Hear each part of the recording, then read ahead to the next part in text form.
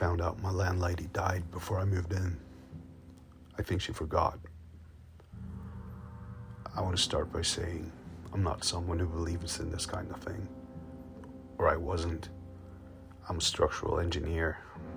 I spend my days calculating load tolerances and stress points.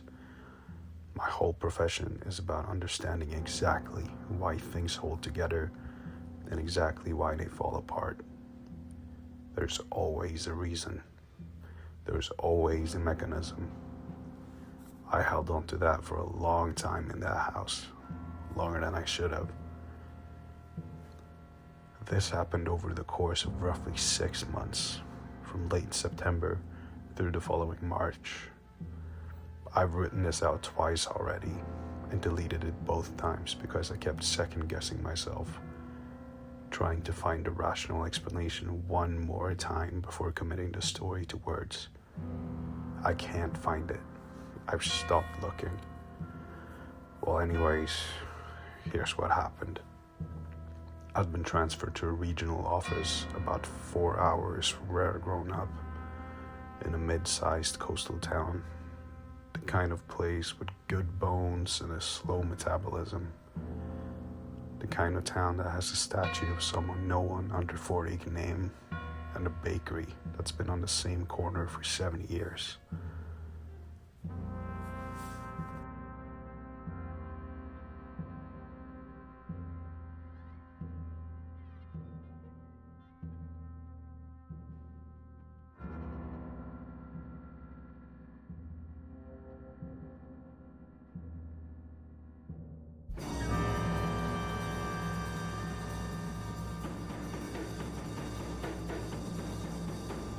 I'll call it Wester Street, which is not the real name of the street, but close enough.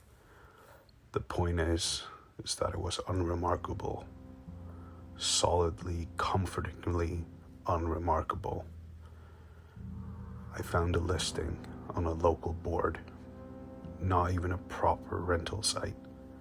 One of those community pages with badly scanned photos and phone numbers typed in Comic Sans. The ad read, room for rent in large private house, quiet, long-term preferred, call Marta. There was a price that was considerably below market rate and a phone number. That was it. I called the number, expecting to be told it was already taken. Instead, an elderly woman answered on the second ring and spoke to me for 20 minutes about the room as though she were describing a member of her family. The ceiling in the hallway was original plasterwork, she said. The garden backed onto a stone wall that had been there since the 1800s. The radiators were loud in winter, but reliable. She asked me what I did for work, whether I cooked, and whether I was a light or heavy sleeper. Not why I asked, not whether I had references. Those questions, which any landlord in their right mind should ask, didn't come up once. I told her I was a light sleeper. She said, "That's fine, the house is quiet." And then, after a pause, I didn't think much of it at the time. Most of the time. We arranged for me to come view the room on a Saturday. I drove the 4 hours from my temporary flat, listened to a podcast about building codes the whole way, and arrived at the tall, narrow townhouse on a street of tall, narrow townhouses, all slightly different shades of gray and cream, like teeth that have been whitened to slightly different degrees. The house was the oldest looking one on the block. Deep window lintels, a front step that had been worn smooth in the middle by decades of feet. The kind of house that settles into itself over time and becomes more permanent than the people inside it. I knocked. No one answered. I knocked again and waited. and tried the handle. Locked. And stood there for a few minutes feeling vaguely foolish. I was about to leave when a neighbor from the house to the right came out to her front step and looked at me with an expression I couldn't quite read. "You're looking for Marta?" she asked. "Yes, we had an appointment. Martha passed away," she said. 3 weeks ago. I'm sorry, did you not know?" I didn't know. Martha had called me 5 days earlier to confirm the appointment. Her voice had been sharp and precise, and she'd reminded me to bring my proof of employment. She had been alive 5 days ago. I told the neighbor this. The neighbor, her name was Agneta, I learned later, looked at me for a long moment. "That can't be right," she said carefully. "We had the funeral 10 days ago." We went back and forth about this for a while. I showed her the call log on my phone. She showed me nothing, but she had the particular certainty of someone who had attended a funeral and watched a coffin go into the ground and had no reason to lie to a stranger on a doorstep. Eventually, she suggested I contact Martha's daughter, who was handling the estate. She wrote the name down on a receipt from her coat pocket. I drove home 4 hours with the podcast off, trying to figure out who had called me from a dead woman's number 5 days ago. The daughter's name was Ingrid. She was in her late 50s, practical, clearly exhausted in the way that people become when they've spent several months managing someone else's end of life. We met in a coffee shop near the house, and she explained the situation without any drama. Her mother had been renting out rooms for decades. It had been her main income since her husband died in the 90s. She'd never stopped, even when she probably should have. The house was large, and the maintenance costs were real, and Martha had been stubborn about keeping it. The last proper tenant had moved out in the spring. Martha had put up the room again in August. Ingrid hadn't known about the listing until after her mother died. As for the phone call, Ingrid had been going through her mother's things and had briefly used Martha's old phone to forward some calls. She'd spoken to 2 or 3 people who'd responded to the listing. She thought she'd told them all that the room was no longer available, but she'd been managing a lot at once, and she supposed she might have confirmed the appointment instead of canceling it by mistake. She was sorry about the wasted trip. That was the explanation, and it was a good one, plausible. The kind of mundane, slightly embarrassing administrative error that happens when someone dies and other people have to dismantle their life in a hurry. I accepted it and started to say goodbye. Then she said, "The room is still available if you want it." I should have said no. I know that. But the room was cheap, and my lease on a temporary flat was ending, and I was tired of living out of bags. And there's a kind of momentum to decisions made while you're already sitting down across a table from someone who's looking at you expectantly. I said I'd like to see it first. We walked over together. She unlocked the front door with a key on a ring with perhaps 30 other keys. And I stepped into the hallway and understood immediately what Martha had meant about the plasterwork. The ceiling was remarkable. Deep, intricate floral patterns framing a central medallion. Every edge still crisp, not restored, just never badly damaged. Because the house had been lived in with the steady, unconscious care of someone who knew what they had. The floors were original white planks, dark with age. The staircase banister was wrought iron painted black. Everything smelled faintly of lavender and something older underneath it. Something mineral and cool, like the inside of a church. The room itself was on the second floor at the back, overlooking the garden. Large sash windows, a built-in wardrobe, a fireplace that had been sealed but not removed, still framed with original green tiles. The afternoon light came in at an angle that made the dust motes visible, and it hung in here perfectly still, which meant the room was well sealed. I noticed that as a professional observation.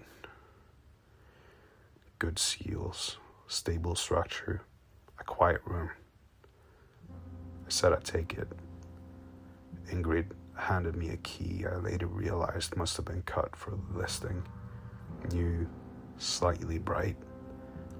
It sat wrong on my key ring next to the older keys.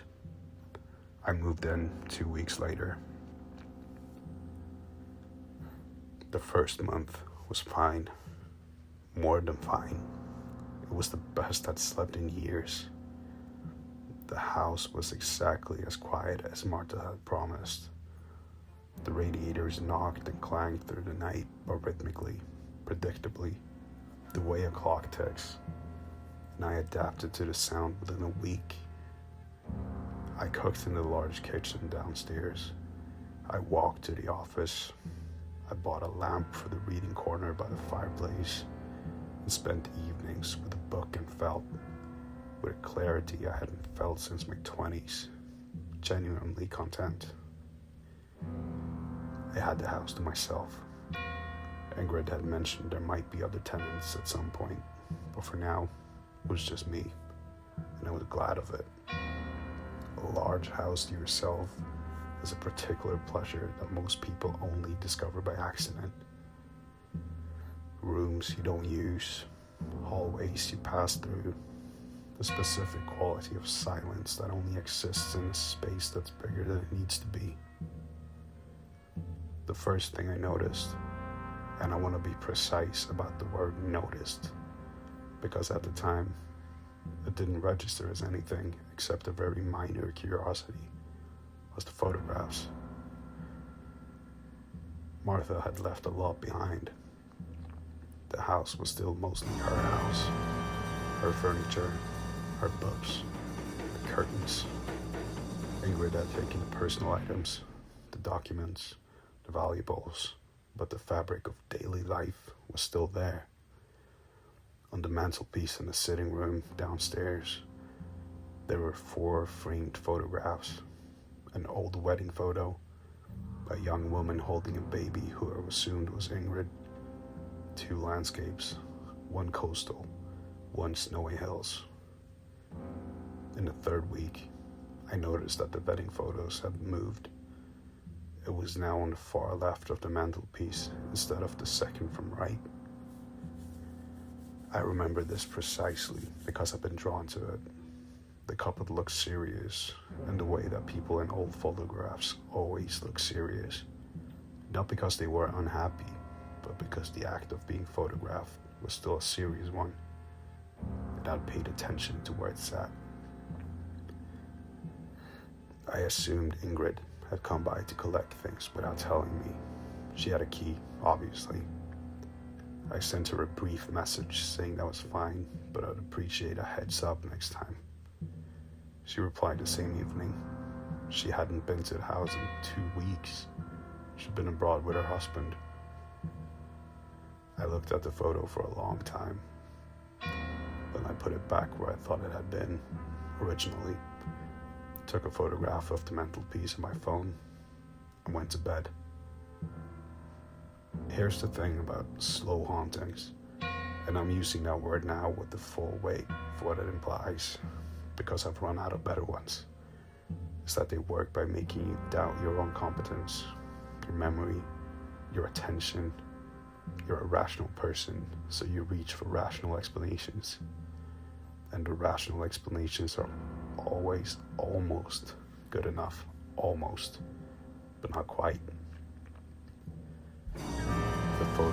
twice more in the next 2 weeks. Both times came downstairs, and it was in a different position than the photograph I'd taken. The second time it was facing the wall. I asked Ingrid again. She was patient about it. I could tell she thought I was either confused or charitably that the cleaning woman she'd arranged to come monthly might be inadvertently moving things. We agreed I'd locked the photos and the wardrobe in my room to see if that resolved it. I felt slightly ridiculous doing it. I locked them away. They stayed where I put them. But other things didn't. My coffee cup, which I always left on the left side of the kitchen draining board, began appearing on the right. The book on my bedside table. I was midway through a dense history of bridge construction, would sometimes be closed in the morning when I was certain I left it open. Once, I came home to find my desk chair positioned at the exact center of my room, facing the door, when I worked at a desk pushed against the window and always left the chair slightly angled. Each of these things alone is nothing. You move the cup without thinking. You close the book in your sleep. You angle the chair when you left and don't remember. The mind doesn't record everything. We all have gaps. I know this. I told myself this many times. What I could not explain away, what I still cannot explain away, was the smell. It began in November. The temperature dropped, and I started using the radiators in earnest. A smell I could not identify, faintly floral, faintly sweet, not unpleasant exactly, but wrong in the way that something is wrong when it appears without explanation. Like finding a flower in a room you've been alone in all day. I googled it. Old houses, old pipes, mold behind walls. There are many things that produce unexpected smells. I checked the walls were damp. I found nothing. The smell wasn't constant.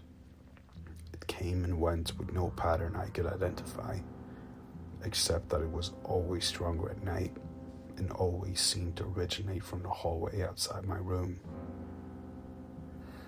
I mentioned it to Agneta, the neighbor, when I ran into her on the street one morning. She went very still when I described it. Lavender, she said. I hadn't used that word. I'd said floral and sweet. Martha wore lavender, Agneta said. She had done for 40 years. You can smell it in the street when her window was open. She looked at me with the same expression she had on the doorstep the first day. How long have you been smelling it? I didn't sleep well that night, which was new. In December, things became harder to explain. I woke at 3 a.m. on a Tuesday to the sound of someone moving in the kitchen below my room, not the house settling. I knew what that sounded like by then. I had cataloged every creak and groan and assigned each one to a probable mechanical cause. This was different, specific. The sound of a drawer being opened and gently closed. The sound of a chair being pulled back from the table. I lay in the dark for 10 minutes listening. Then I got up, took the heaviest thing in the room, a thick engineering reference book, and went downstairs. The kitchen was empty. The drawer was closed. The chair was pushed in. The room was dark except for the orange tint from the street light coming through the window above the sink. Everything was exactly as I'd left it, except the kettle was warm. I stood in the kitchen at 3 a.m. with my hand on the kettle for a long time. It wasn't hot. It hadn't been boiled recently, but it was warmer than a kettle that had been sitting cold in a cold room should have been, or I thought it was. I'm still not certain. Memory and perception under stress are unreliable things. I know that. My hand was cold from the night air. The kettle might have held residual heat from the afternoon. The differential might have been imperceptible. I've run this calculation many times. I went back to bed and didn't sleep until 5. And when I did sleep, I dreamed of the house. Not as it was, but as it might have been 40 years ago. Fuller, different smells, a radio playing somewhere, a woman moving through the rooms with the easy confidence of someone who knows every centimeter of a place. The dream wasn't frightening. It was peaceful in a way that left me more unsettled than any nightmare could have. In the morning, I called Ingrid and asked if her mother had kept any particular habits. If she'd been a night person, for instance. If she'd been in the habit of making tea in the early hours. A long pause. Well, why are you asking? I didn't answer that directly. I said I'd been thinking about the house, about Martha, and was curious about who she'd been. Another pause. Mom couldn't sleep after Dad died, Ingrid said. Never. She was up at 3, 4 in the morning, every night for the last 30 years. Tea and a radio in the kitchen. That was just how she was. I want to be clear about my state of mind at this point. I was not having a breakdown. I was not under particular stress beyond the normal pressure of a new job in a new city. I was eating well, exercising, seeing colleagues for drinks on Fridays. I was functional and grounded. I am telling you this because I think it matters. I was not a person primed to see things that weren't there. I was, if anything, the opposite. Someone who'd spent 20 years training himself to look at the world with systematic skepticism and find a mechanical explanation for everything. That training started to fail me in January. It was a Sunday evening, around 9 o'clock, and I was sitting at my desk working through some drawings.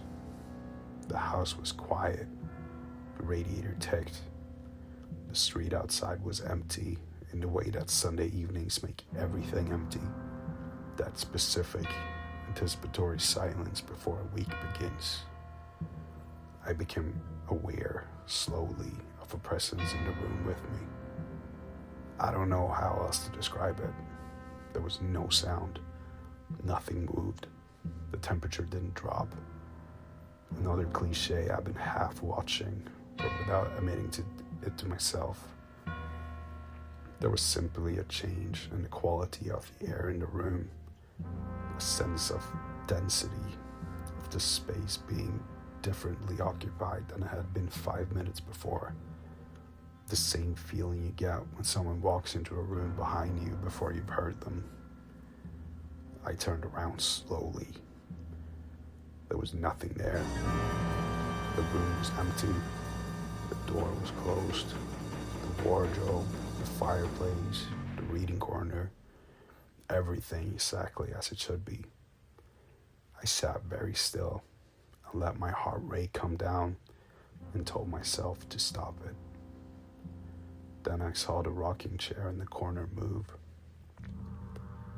It was an old chair that had come with the room, one of the pieces Ingrid had left behind. A plain wooden rocker with a slightly worn cushion on the seat. I'd been using it to drape clothing over. I never sat in it, but moved forward and then back, not dramatically, not the wild swinging of a horror film. A single, slow, gentle rock, forward and back, like someone had just stood up from it. I sat at my desk and watched it slow and stop. The room was completely still.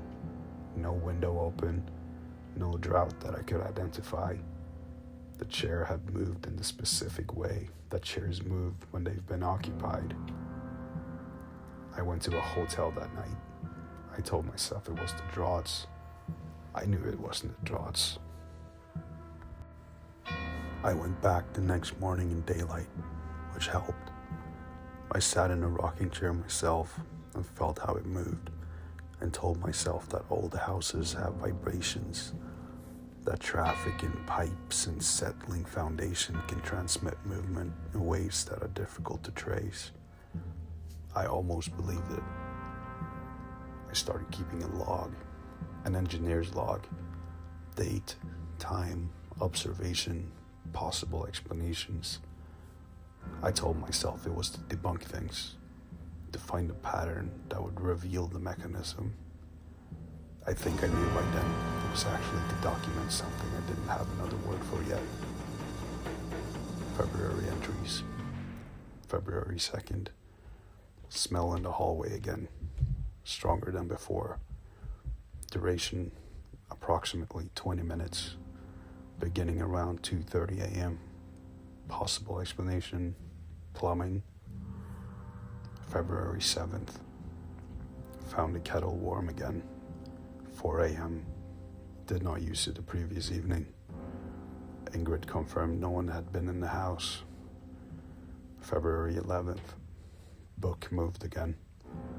I had left it open on page 340. Found it closed on the bedside table with a crease at page 278. The page I read on the evening of February 9th, 2 days ago, as if someone had come back to where I was reading and marked for the place. February 14th, the rocking chair, 11 p.m. I was reading. No wind. February 19th, woke to the sound of the radio in the kitchen. Found nothing on, but the dial was set to a frequency I'd never used. I always used DAB, never the analog function. The analog function had been turned to what I later identified as a station that plays old music. The kind of music someone in their 80s might have listened to. I don't know how to explain this. I called Ingrid in late February. By that point, I had 11 weeks of entries in my log, and I was no longer trying to find mechanical explanations for most of them. I read her the entries. She was quiet for a very long time when I'd finished. "I should tell you something," she said. I wasn't sure whether to. I thought it might be unkind. She told me that her mother had been proud of the house above everything. Had loved it in the way that some people love places more than they love most people. Not unhealthily, just with a particular depth.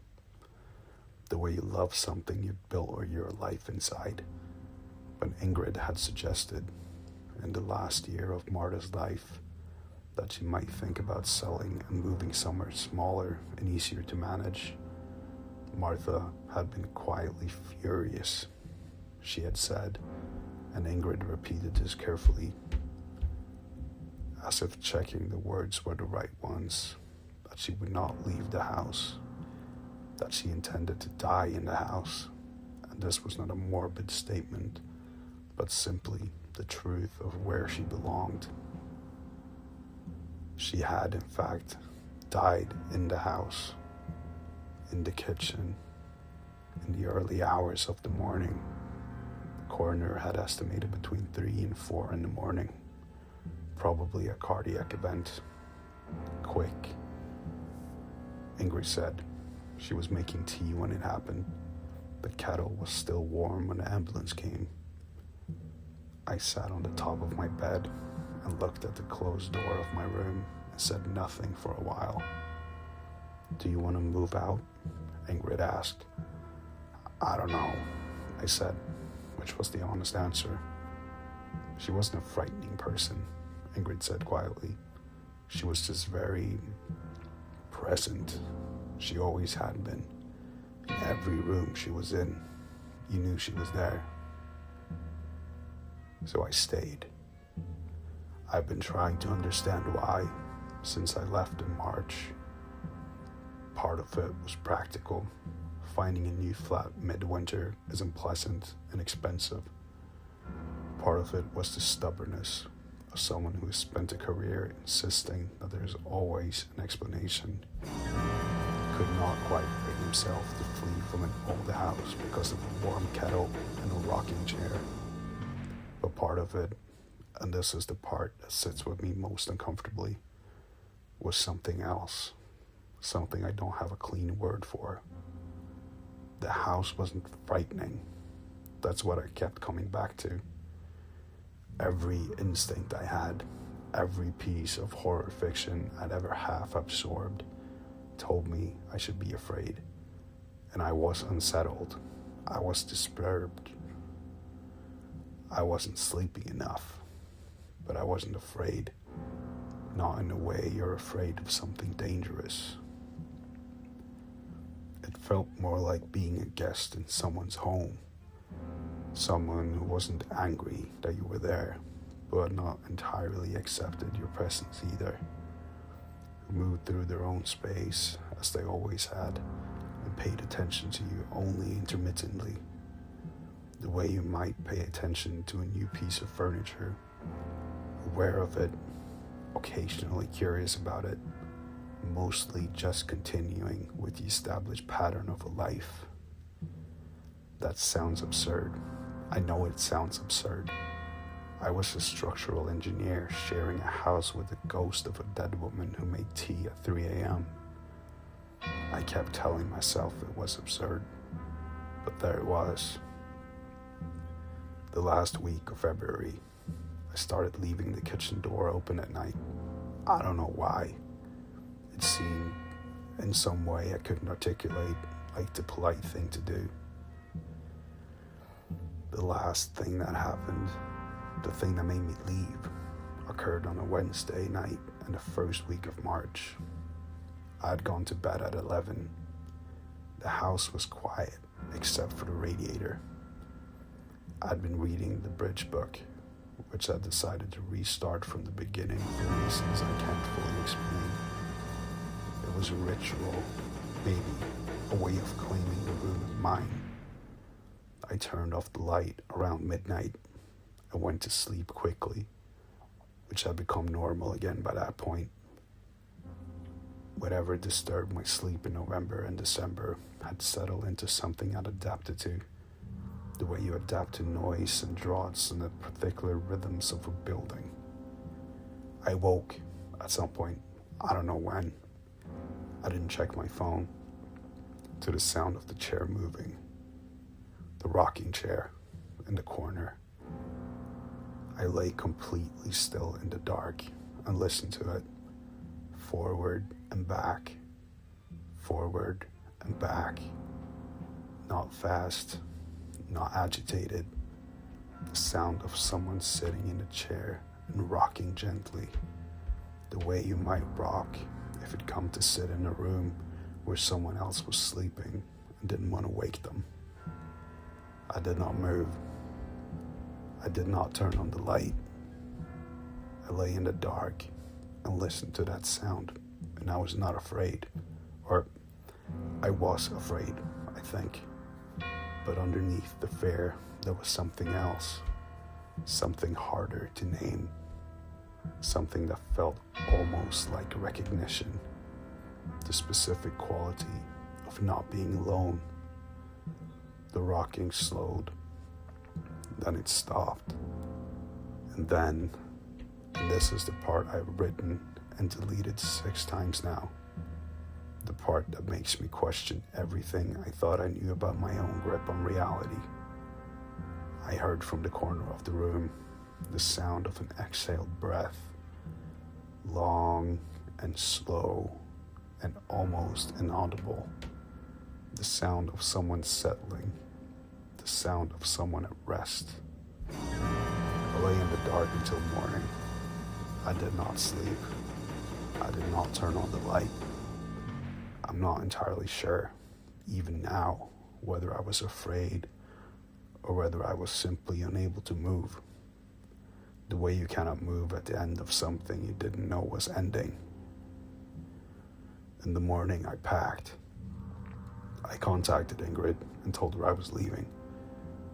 And she asked why, and I couldn't explain it well, so I said work circumstances had changed and I needed to relocate, which was partly true. She was gracious about it. She said the house would miss having someone in it. I didn't know how to respond to that. I left the rocking chair in the corner. I took the bridge book.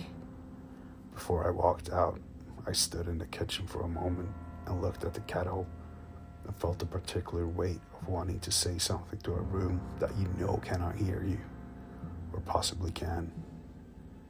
I didn't say anything. I put my key on the counter. I left. I've been in my new flat for 3 weeks. It's a modern building. No plasterwork. No white plank floors.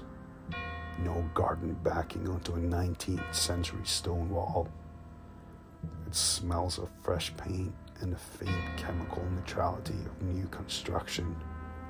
The radiators don't knock. The walls don't hold anything except the memory of whoever painted them last. Nothing moves here that I haven't moved. Nothing smells of lavender. The kettle is cold in the morning. I've been sleeping well, fully, the way you sleep when there's nothing in the room with you. I don't know what to do with that. Last night, I dreamed of the house on Wester Hill, the way I sometimes still do. Not often, but enough.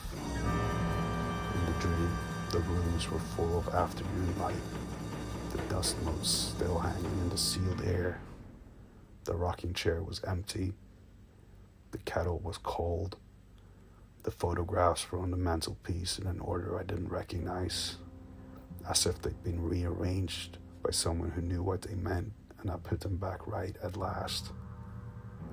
In the dream, the house was just a house, beautiful and old and quiet and entirely empty. I woke up and I couldn't tell if it was a comfort or not.